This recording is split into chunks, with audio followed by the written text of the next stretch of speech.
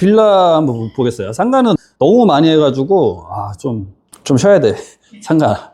왜냐면 이게 상가가 진짜 싼 가격이긴 한데, 그럼에도 불구하고 공실이 해결이 안 돼요.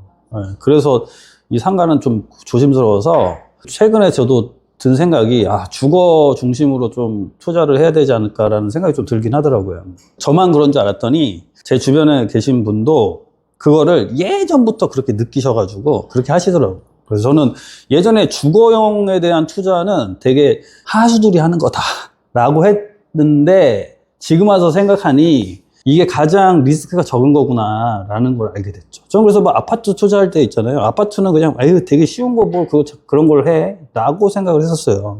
지금 와서 생각하니 리스크가 가장 적은 투자였구나라는 생각이 들더라고요. 그래서 그분도 건축하시는 분인데 되게 많이 하셨어요. 건축 상가도 많이 짓고 원룸도 많이 짓고 하셨는데, 그분이 몇 년을 이렇게 하다 보니까 결국은 주거용에 대한 수요가 리스크가 적구나. 그러니까 상가를 하면 많이 남을 때 엄청 많이 남아요. 근데 잘못되면 이제 거기서 엄청나게 손실이 발생하니까 이제 그거를 빨리 깨달으신 거죠. 아무래도 저보다 연배도 있고 하니까. 그래서 저도 지금 최근 들은 생각은 주거용으로 좀 많이 갈아타야 되지 않을까. 그런 것도 임대 수익 위주로, 그러니까 현금 흐름 위주로 좀 이렇게 세팅을 해놓는 게 저는 맞다고 봐서, 물론 시세 차익이 많이 나면 좋지. 근데 이 시세 차익 많이 나는 거는 기다리는 시간도 만만치 않잖아요. 1년, 2년 만에 이게 시세 차익 팍팍 나? 그쵸.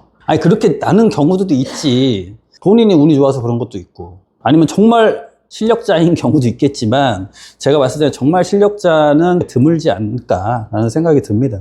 자, 그래서 우리는 장기적으로 우상향하는 그러한 부동산을 한번 보자. 우상향 하려면 결국은 기본 전제가 싸게 취득해야 돼요. 그래야지 우상향할 수가 있는 거지. 다들 무시하는 빌라 한번 볼게요. 우상향할 수 있을까 못할까? 서북구 부대동에 있는 빌라입니다. 다세대 빌라고요. 근데 이 빌라가 제가 이제 장점으로 보는 게 면적이 넓어요. 빌라인데 84 타입이 되게 드물거든. 그래서 되게 희소한 타입이에요.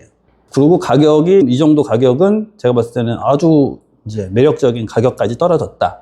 그게 이제 실수요로 봐도 매력적이고, 그 다음에 임대 수요로 봐도 이제 매력적인 가격인데, 빌라를 살 때, 이런 빌라는 사면 조금 안 좋다, 위험하다, 그런 게 있나요? 근데 빌라 투자는 잘 안 하셨기 때문에 그런 거 몇 가지만 조금 안내해 드릴게요. 이런 빌라를 사면 좀 문제가 돼. 그 문제되는 빌라 중에 첫 번째가 승강기가 없는 빌라 있죠. 승강기가 없으면서 4층.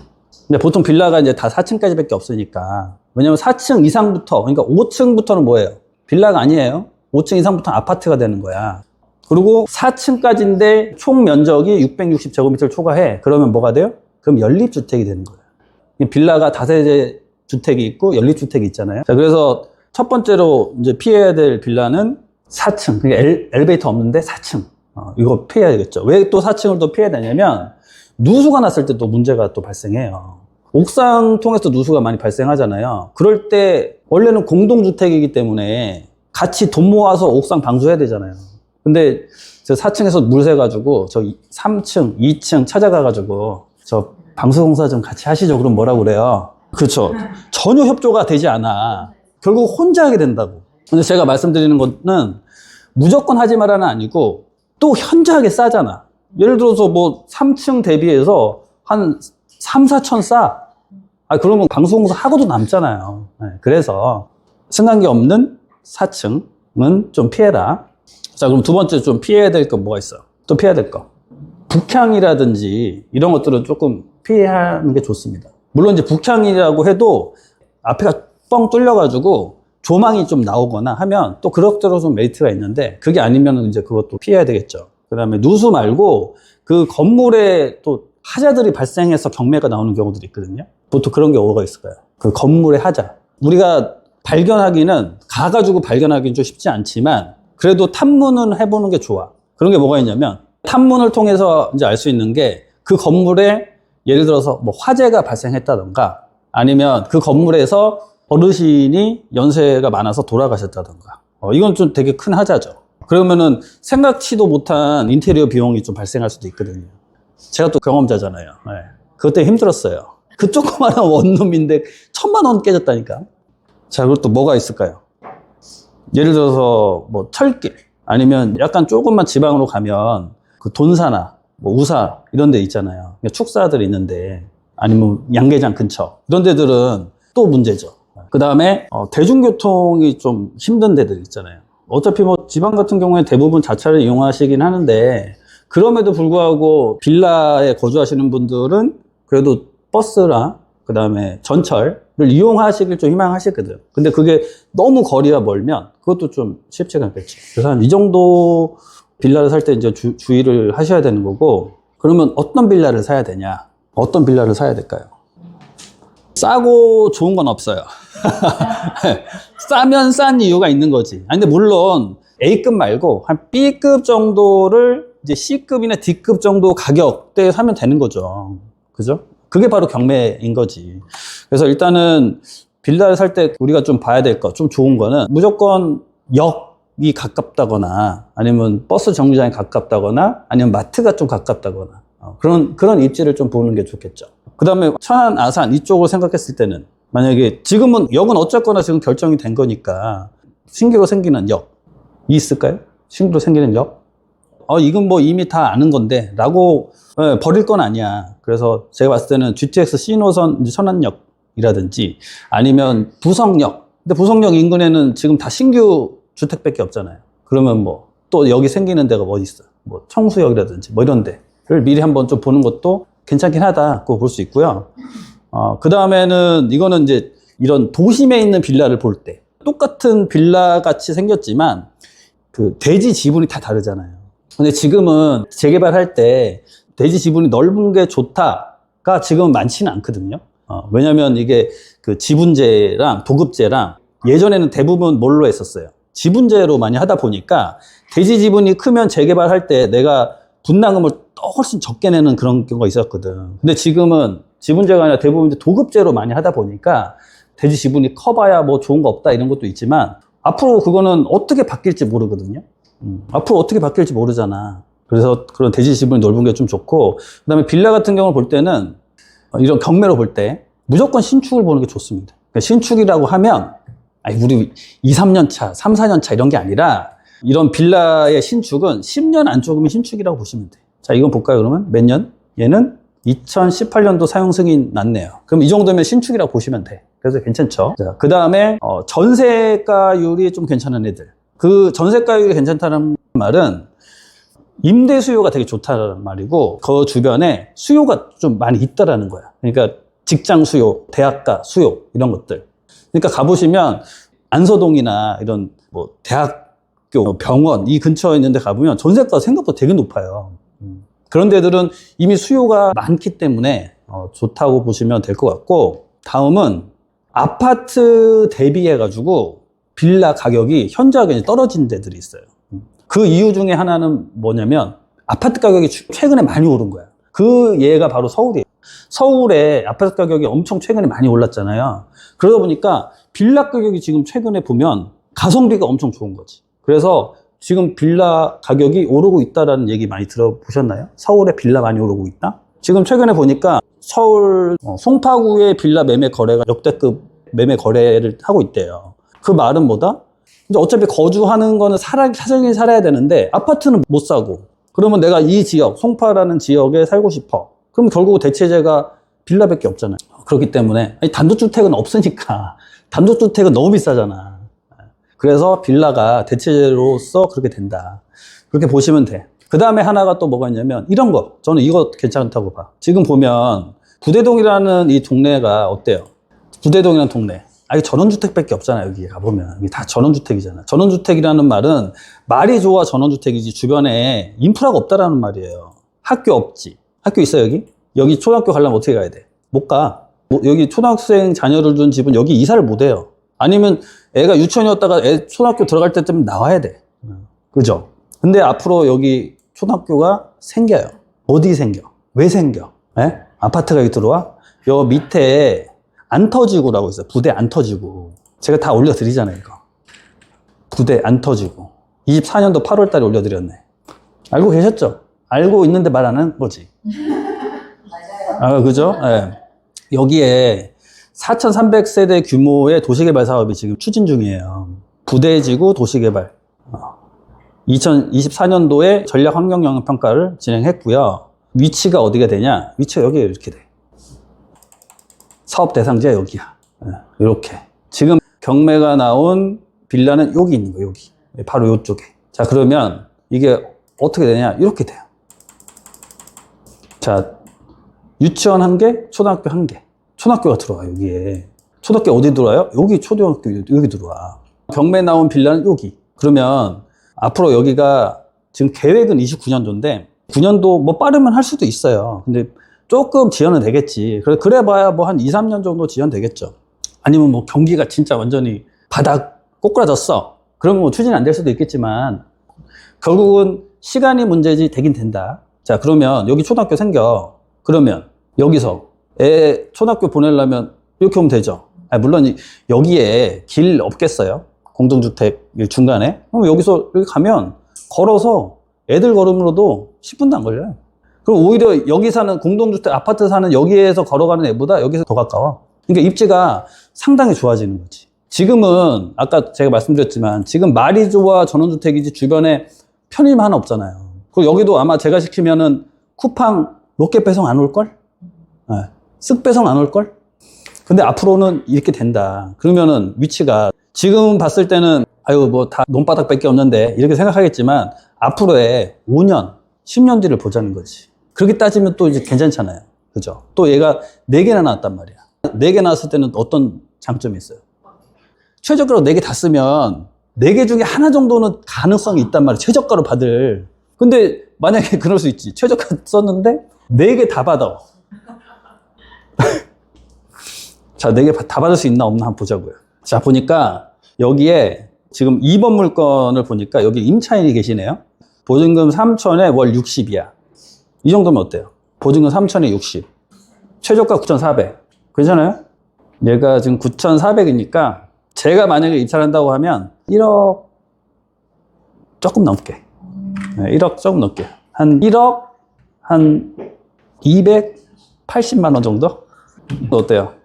취득세는 1.1%고요. 법무비는 등기 이전비는 뭐 몇 개 있긴 한데 뭐 이 정도 잡으면 충분할 것 같아요. 명도비 들어가요? 안 들어가요? 소액임차인이네요. 자, 그리고 소액임차인인데 22년도에 입주하셨고 뭐 확정일자도 22년도 9월 달에 받으셨고 근저당이 1억 5천이니까 배당 순위에서는 일단은 힘드시겠네. 배당은 못 받으시고 소액임차인으로만 받으실 것 같아요.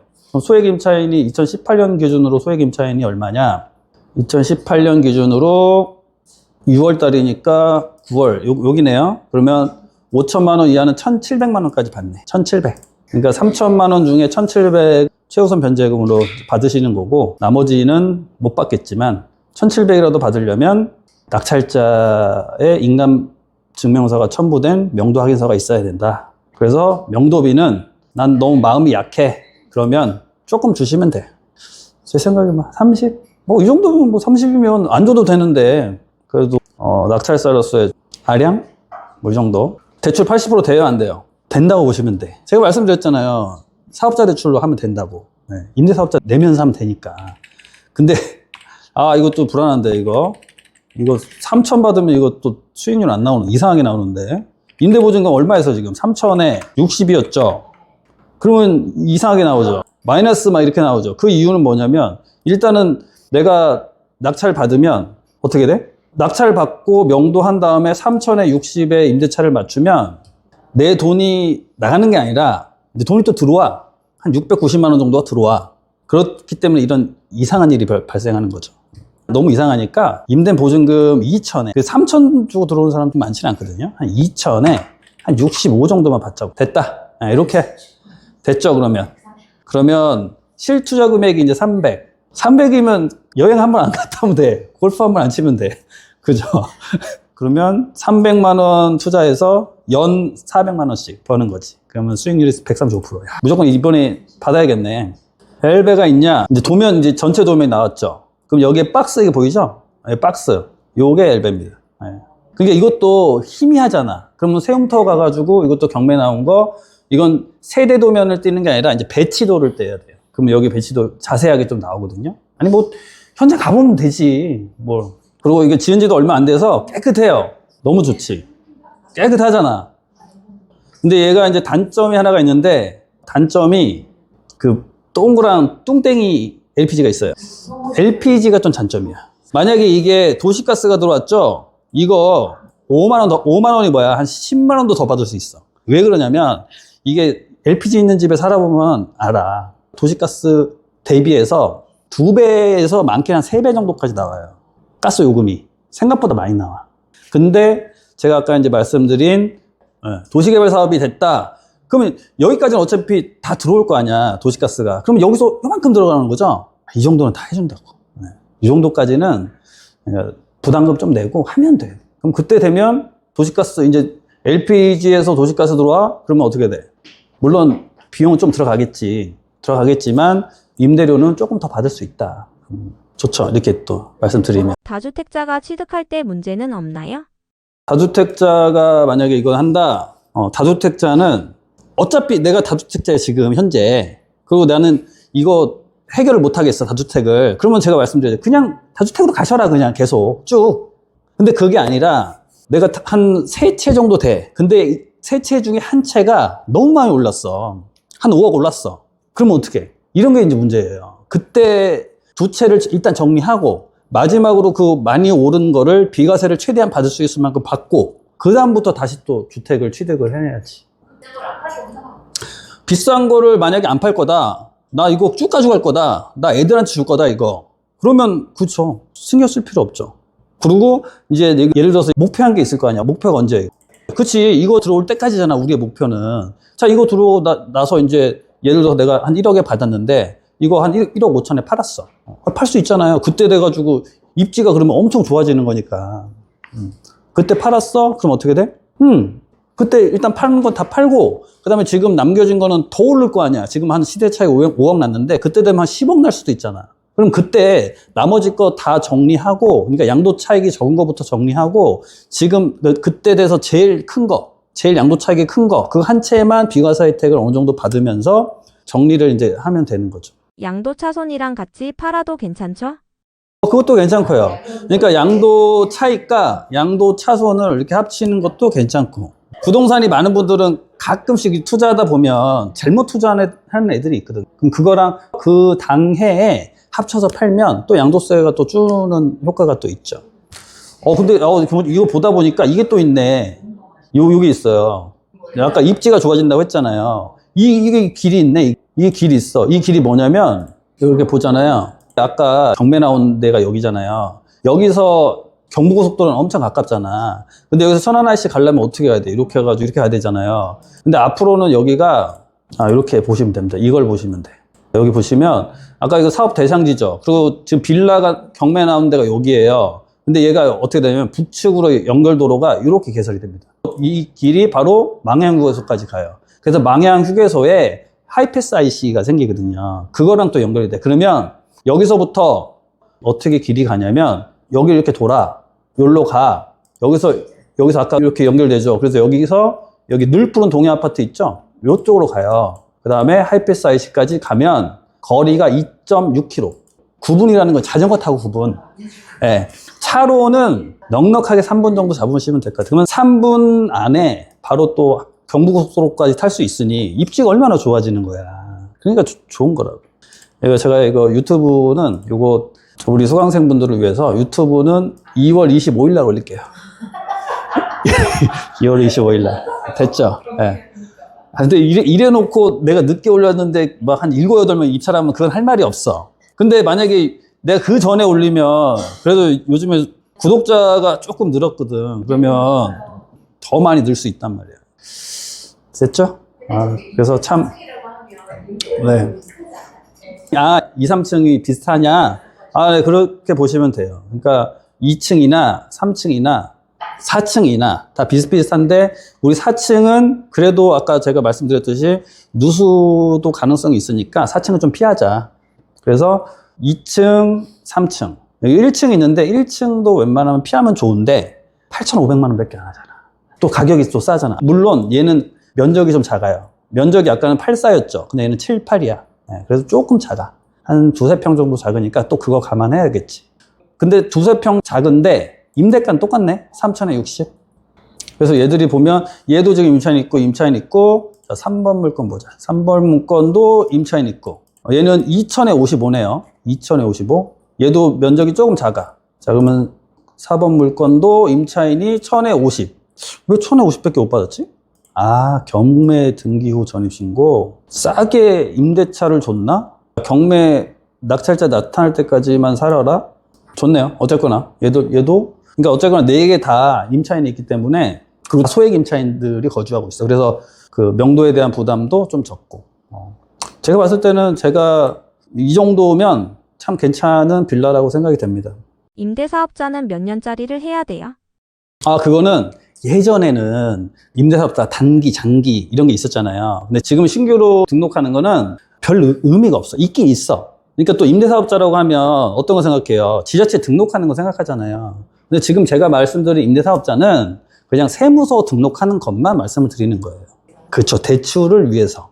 그러면 임대사업자 할 때 가장 조심해야 될 건 뭐냐면, 임대사업자를 내고 그냥 대출 받으려고 임대사업자를 내고 거기에 본인이 들어가는 경우, 이런 거는 조심해야 돼.